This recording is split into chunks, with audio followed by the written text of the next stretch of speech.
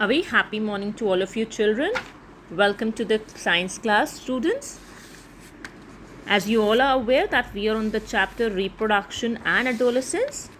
So in continuation with this chapter, today we will be studying about metamorphosis and determination of sex of a baby. So before we go ahead with the new topics, let us quickly recap the topics that we have covered in our previous sessions. We have defined reproduction and types of reproduction, that is asexual and sexual reproduction. Under asexual reproduction, we have studied binary fission and budding. In sexual reproduction, we have studied about types of fertilization, that's external and internal fertilization. Then we have also studied about oviparous and viviparous animals. In the last class, we did study about the sexual reproduction in humans, where we studied about the male and female reproductive organs. We also studied about the structure of a sperm and the ovum. Now in the topic of fertilization, we studied that how fertilization takes place in human and that how does the development of embryo takes place. So these were the topics that we have discussed in the previous sessions.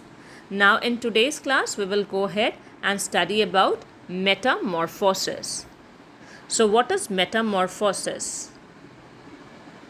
The word metamorphosis can be broken down into two parts, that is meta and morph. Meta means after and morph means form. So metamorphosis is basically a process by which the young form of insects and some animals such as frogs develop into the adult form is known as metamorphosis. In general, the term means to change or transform something. So here we are studying about the changes that is brought from newborn to the adult form. Alright.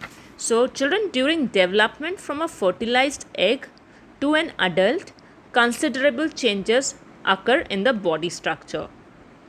In most animals, the fertilized egg develops into an embryo, which further increases in size and volume and results into an adult.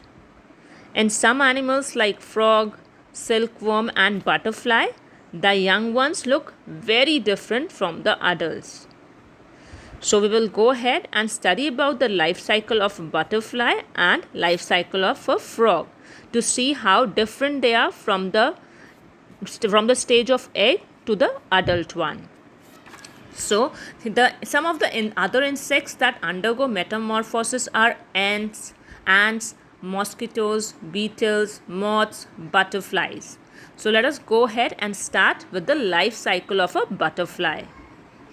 The life cycle of a butterfly undergoes majorly into 4 stages. That's egg, larva, pupa and adult butterfly. In this case, the eggs are given. The eggs develop into larvae, which are also called as caterpillar. From the caterpillar form, they develop into pupa and then they result into an adult butterfly. And if you see the diagram here, the life cycle of the butterfly, the larva and the pupa, they look very different from the adult butterfly, right? So the features that are present in the adult are really not found in the earlier stages of its life cycle. So that's what is metamorphosis. Now relating metamorphosis to the life cycle of a frog, there are 3 distinct stages that are seen in the life cycle of a frog. That's egg, tadpole and adult. The tadpole develops from the egg. This is the same larvae stage as in case of butterfly. The larvae stage in butterfly was called as caterpillar and in case of frog it is called as tadpole. Yeah, so from the egg develops the larva and from larva develops the adult.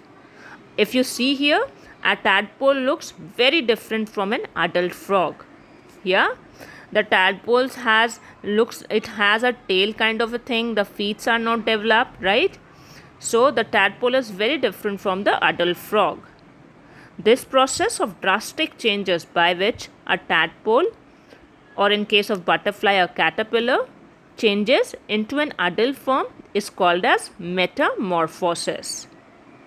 In case of frog, the process of metamorphosis is helped by the gland called as thyroid gland that brings the changes of metamorphosis in frogs. Okay, so that was about metamorphosis in insects and animals, children.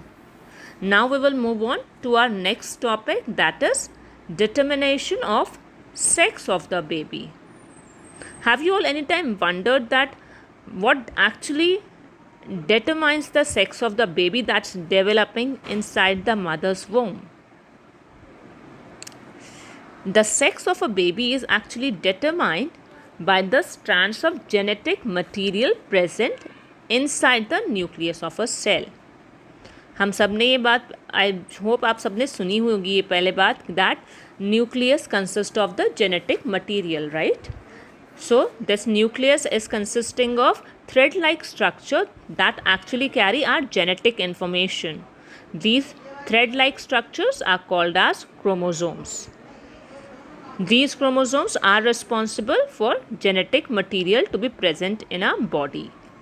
Now human body contains 23 pairs of chromosomes. All the organisms consist of a definite number of chromosomes, children. जैसे कि मैंने आपको बताया, human beings they consist of 23 pairs of chromosomes. Similarly the frog consist of 13 pairs of chromosomes. A dog consist of 39 pairs of chromosomes, right?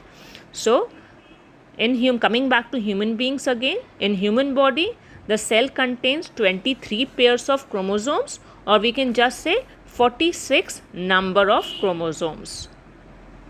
The 23rd pair of chromosome differs and in males and females. So 23 chromosomes होते हैं हमारी body में. There are the first 22 chromosomes. They are called as autosomes as they are responsible for different characteristic features in our body. And the last pair of chromosome, that is 23rd pair of chromosome, is different in males and females.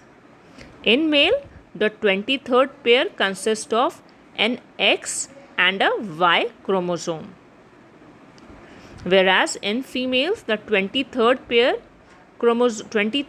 of chromosome is made up of X only. These are actually X and X chromosomes. Whereas in males, it is X and Y. So this 23rd pair of chromosome is responsible to identify the sex of the baby. That's why these chromosomes are also called as sex chromosomes. And these sex chromosomes are different from the autosomes. Autosomes are responsible for the different characteristic features in an individual. Now, the gametes, sperm or egg, however, contain only one set of chromosomes.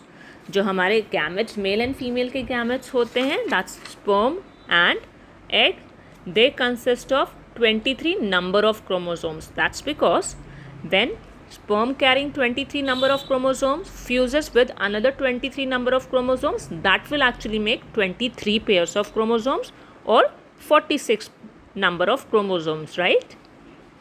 So that's the reason they are carrying half the number of chromosomes.